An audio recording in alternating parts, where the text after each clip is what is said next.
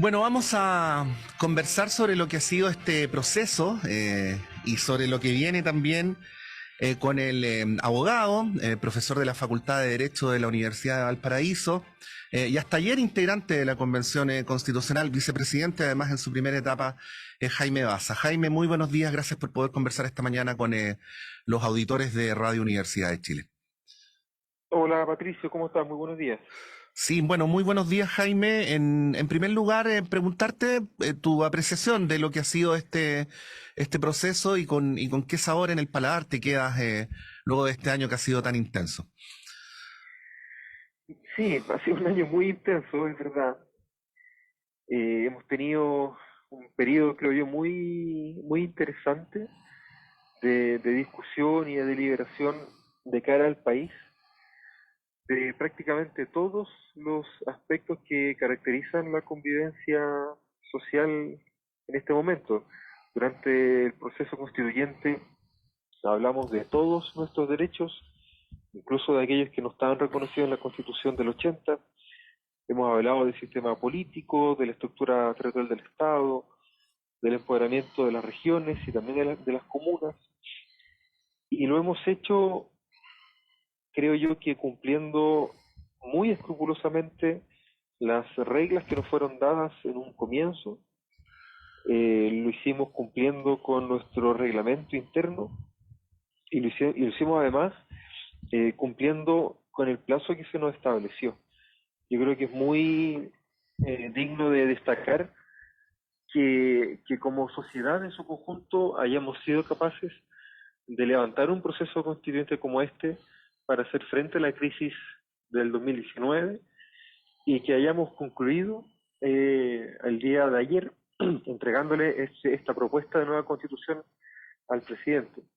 Yo termino ayer por lo menos la jornada con una sensación del deber cumplido.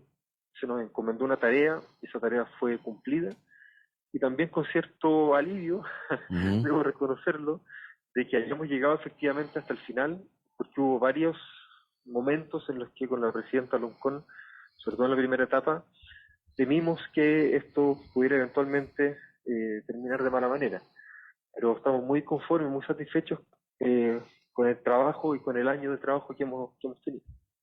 Sí, Jaime, ¿cómo te enfrentas a la afirmación de ciertos sectores y que de repente prolifera de que la convención lo hizo mal, de que cometió muchos errores? Como integrante y en algún momento como parte de la mesa, ¿cómo recibes aquellos cuestionamientos? Mira, primero, primero con algo de humildad, Ujú. porque efectivamente durante el proceso constituyente se cometieron errores que fueron mermando la credibilidad que tenía la convención, pero el punto está en que se trata de errores individuales que son fácilmente reconducibles a algún constituyente en particular. Yo creo que la Convención Constitucional no se puede hacer cargo como institución de cuestiones como las de Rojas Vade, por ejemplo, así como el Senado no puede hacerse cargo de problemas como los de Iván Moreira o Ujú. de Ortiz, ¿verdad? Esas no son responsabilidades institucionales, no afectan la marcha de la institución y ciertamente tampoco afectan su trabajo. Yo creo que, pero sin prejuicios hay una dimensión ahí efectivamente, donde probablemente como institución manejamos mal los problemas. Bueno, puede ser, yo creo que cada caso debe tener su explicación en concreto. Ujú. Eh, pero por otro lado, también lo miro con cierto escepticismo, en el sentido de que desde muy temprano nosotros advertimos que una de las críticas que se le iba a hacer a la Convención Constitucional era el menosprecio a la calidad de su trabajo. Y se ha dicho mucho de la mala calidad de la propuesta de nueva constitución, pero la verdad es que no hemos encontrado, o al menos yo no he encontrado, argumentos que sostengan esa afirmación. Ujú. No hay ejemplos de artículos, de capítulos que hayan quedado malos. Lo que hay es una diferencia política de distintos sectores que no están de acuerdo con algunas partes o con algunas propuestas concretas de aquellas que contiene la nueva Constitución. Y yo creo que eso es legítimo. Es legítimo que tengamos diferencias de contenidos, es legítimo que haya cuestiones que eventualmente no nos gusten, y más allá de que el texto debe ser analizado como un todo, como un sistema, es un código político en última instancia, yo creo que no podemos caer en el error de manipular aquellas diferencias políticas y esconderlas detrás de una crítica a la calidad del texto, porque esta es una buena constitución. Y yo creo que sería lo más honesto para el país eh, discutir sobre nuestras diferencias de fondo de manera transparente y no escondiéndolas en esta idea de que es una mala constitución. Ujú. Jaime, las encuestas dicen que va ganando el rechazo. ¿Tú compartes esa percepción? Bueno, las encuestas están ahí, las Ujú. encuestas dicen lo que dicen, podrían estar mostrando algo diferente y sin embargo muestran aquello. Yo no soy experto en encuestas como para hacer un juicio de valor respecto a su metodología, ¿verdad? O acá fielmente representan la realidad del país. Yo podría hacer el juicio primero de que aquí faltan todavía 2 meses de campaña, que van a ser 2 meses importantes, donde vamos a tener un despliegue muy distinto a lo que ha ocurrido hasta ahora. Durante este primer año de trabajo, había constituyentes que estaban en campaña desde el día uno y había constituyentes que estaban trabajando desde el día uno, y mientras había una campaña en curso, había constituyentes que se quedaban hasta las 4 de la mañana trabajando. Entonces ahí se generó efectivamente una disparidad en la forma en la que la convención y sus integrantes concurrían en la formación de la opinión pública, pero en estos 2 meses las cosas van a ser diferentes. Hay un texto ahora sobre la mesa, una propuesta concreta, ya no hay una convención constitucional a la cual criticar, eh, y vamos a tener un despliegue, creo yo, mucho más centrado en los efectos que la propuesta de nueva constitución genera para el país, en la hoja de ruta que esa nueva constitución le propone al país, y ya no en los chascarros o en los errores, ¿verdad? O en estas fake news que muchas veces han distorsionado la forma en la que se discute en el espacio público. Sí. Bueno, por una sensibilidad especial, bueno, y recordar que estamos conversando con Jaime Baza, quienes se han incorporado hace poco. Por una sensibilidad especial que probablemente se deba a nuestra condición de periodistas, Jaime, hemos tratado de analizar durante estos meses, y muy en particular durante las últimas semanas, lo que está ocurriendo con la proliferación de información falsa. Por lo menos aquí en el equipo hay una cierta percepción de que no, de que a este nivel no lo habíamos visto nunca antes, ¿no? Sí. Y de que hay mecanismos o patrones sofisticados, importados desde otros lugares que están operando y que uno puede comprobar fácilmente, incluso haciendo experimentos así medios domésticos en redes sociales, donde empiezan a escribir supuestas personas, ¿no? Con nombres como Laura 482835, Princesa no sé cuánto, y con palabras bastante parecidas, ¿no? Pero bueno, dicho lo dicho, el tema de las mentiras amenaza jugar un rol protagónico y eventualmente distorsionador en este plebiscito.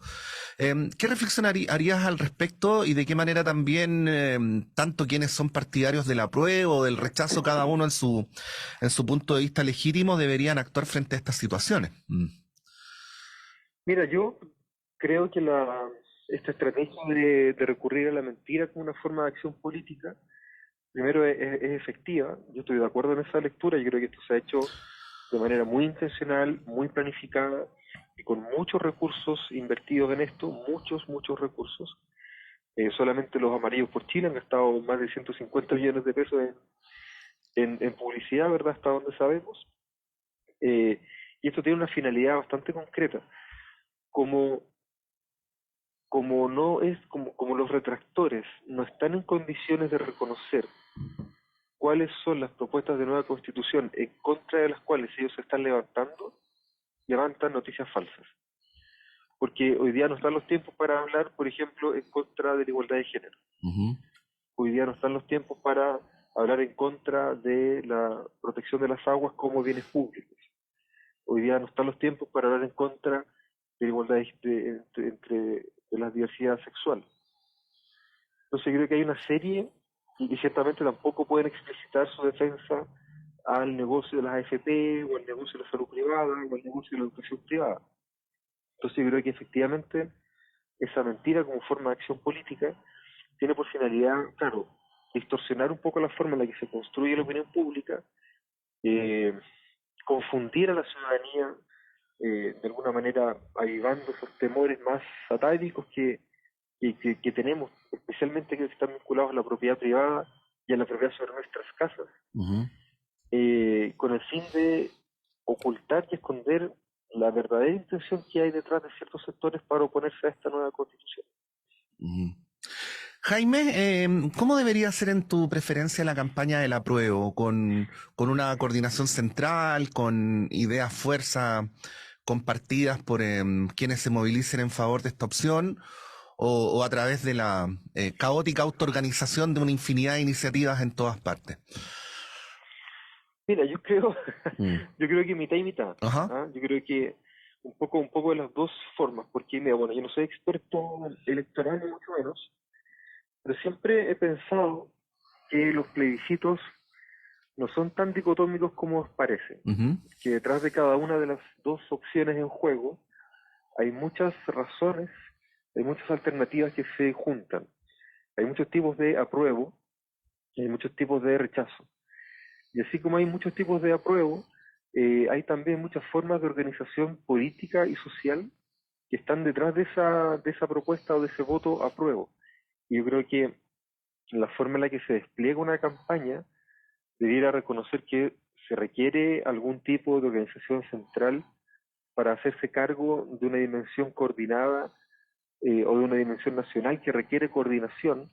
Estoy pasando la franja, por ejemplo, en la comunicación que se entrega a través de los medios de comunicación masivos, por un lado, pero también hay toda una diversidad de organizaciones sociales, territoriales, de personas sin organización que tienen un arraigo local importante, que son los que finalmente movilizan estos famosos puerta a puerta, que van a las plazas, que van a las calles, ¿verdad? Que van a los valles, a los cerros, a conversar con los vecinos, y eso requiere una forma de organización desde abajo también.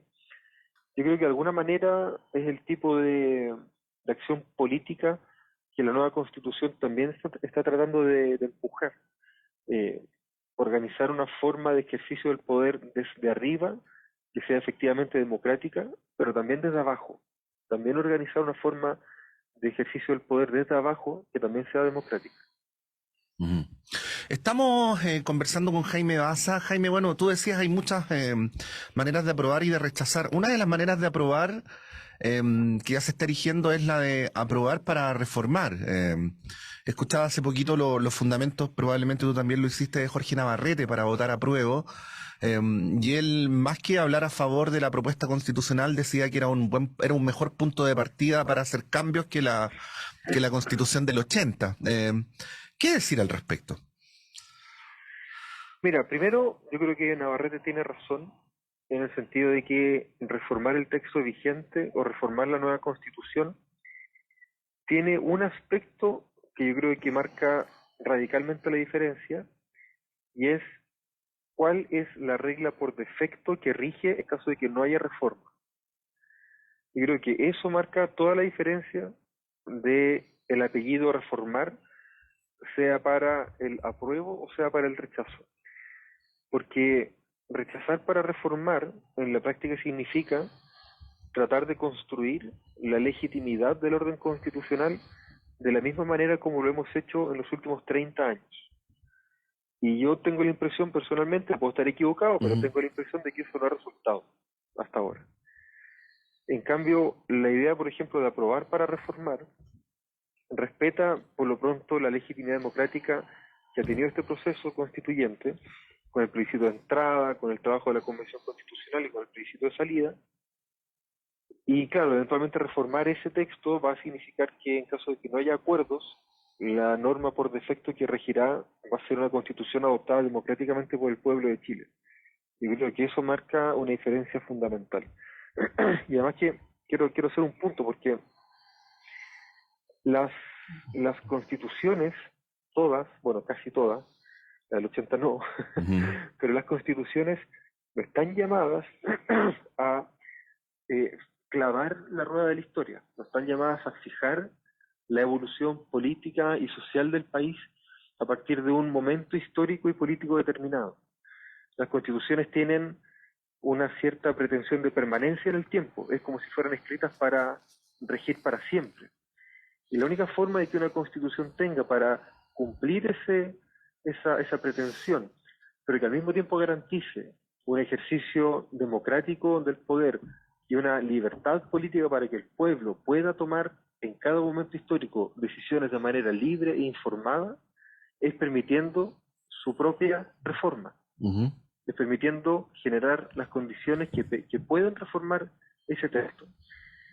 El apruebo sin apellidos no significa no toquen mi constitución, significa respetamos el trabajo que se ha hecho, evaluamos la propuesta en su mérito y nos parece que este es el mejor punto de partida para poder proyectar el tránsito del pueblo de Chile de aquí en adelante. ujú. Si una vez que la nueva constitución empieza a ser implementada y en 2, 3, 5, 10, 15 años más nos damos cuenta de que hay cuestiones que hay que cambiar, bienvenidos sean esos cambios. Pero en este momento, la invitación que hay que hacerle al pueblo de Chile, yo creo que debiera ser más sencilla y más simple, y en ese sentido, al menos en mi perspectiva, y pensando en lo que importa o lo que significa una referencia, una reforma constitucional para el orden constitucional, me parece que el apruebo tiene una connotación incluso jurídica distinta. Ujú. Bueno, Jaime, en todas las entrevistas que estamos haciendo estamos planteando la misma pregunta, ¿ah? Pero no es por pereza intelectual, es por un voto de pedagogía. En tu consideración, y para quienes nos están escuchando, que no solamente son auditores, sino que van a ir a votar el próximo 4 de septiembre, tres razones para votar a prueba, las que a tu juicio son las más importantes.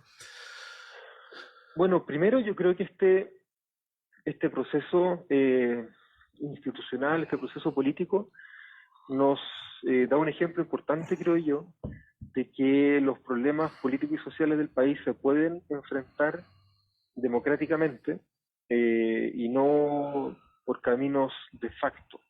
Esta sería la primera constitución que se redacta en el país sin mediar una guerra civil o un golpe de Estado. Estoy pensando principalmente en las constituciones de 1833, 1925 y 1980. Mm, Yo creo que esa es en sí misma ya una buena razón de que hayamos elegido representantes de la voluntad popular para redactar un texto, que ese texto haya sido redactado, que el proceso haya iniciado con un plebiscito y cierre también con un plebiscito. Yo creo que esa es razón suficiente para dar un voto de confianza, por así decirlo, a la democracia.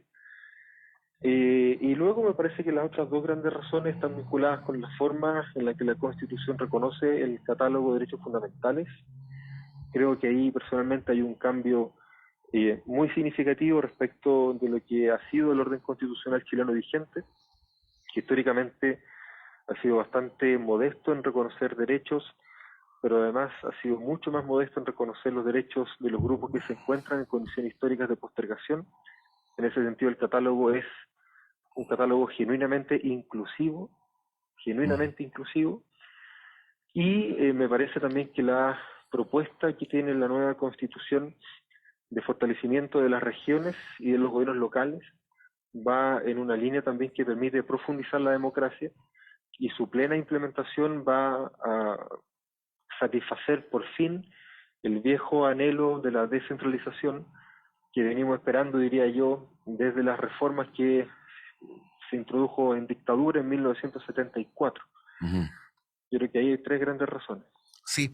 Y con esto finalizamos, Jaime, ya que hiciste alusión a la historia. Si es que si es que quienes son partidarios del apruebo no logran ser mayoría y esta ventana histórica se cierra, ¿cuándo podría volver a abrirse? Sé que predecir el futuro es imposible, pero al menos uno puede hacer algunas proyecciones a la luz de lo que ha sido el pasado, ¿no? Mira, bueno, es efectivamente imposible hacerlo con certeza, pero si uno mira la historia reciente, la última gran reforma constitucional se aprobó el año 2005, durante el gobierno de Ricardo Lagos. Esas elecciones presidenciales, las del año 2005, que ganó la presidenta Bachelet, se desarrollaron, hasta donde yo recuerdo, sin que la cuestión constitucional estuviera en el centro de la discusión pública. Sin embargo, ya las elecciones presidenciales del año 2009 tenían, no sé si todos o casi todos los candidatos presidenciales hablando de nueva constitución. De hecho, el candidato Frei Ruiz Tagle levantó esta propuesta, ¿verdad?, de los océanos azules para construir una propuesta de nueva constitución. Y esa elección la ganó el presidente Sebastián Piñera. Es interesante que haya transcurrido solamente un ciclo electoral entre la reforma del año 2005 y las elecciones presidenciales del año 2009 para que el tema constitucional volviera a estar en el tapete. Yo creo que en este caso es muy probable que ocurra una cuestión similar. La crisis de legitimidad del orden constitucional vigente en Chile es una cuestión muy profunda que nos viene acompañando desde hace varias décadas, y yo me temo que esto sea una cuestión que siga abierta en caso de que gane efectivamente la opción rechazo en septiembre. Hemos conversado con Jaime Baza. Jaime, como siempre, muchas gracias por tu gentileza con los auditores y auditoras de Radio Universidad de Chile. Muchas gracias, Patricio. Un abrazo grande. Saludos. Gracias. Bueno, ahí está hasta ayer integrante de la Convención Constitucional, representante de la región de Valparaíso, en el grupo de convencionales del Frente Amplio, y que fuera durante la primera etapa vicepresidente de la Convención Constitucional, Jaime Baza. Son las 8:31, vamos a hacer un breve alto y continuamos con las conversaciones en esta heladísima mañana de invierno, acá por lo menos en la ciudad de Santiago. Vamos y volvemos.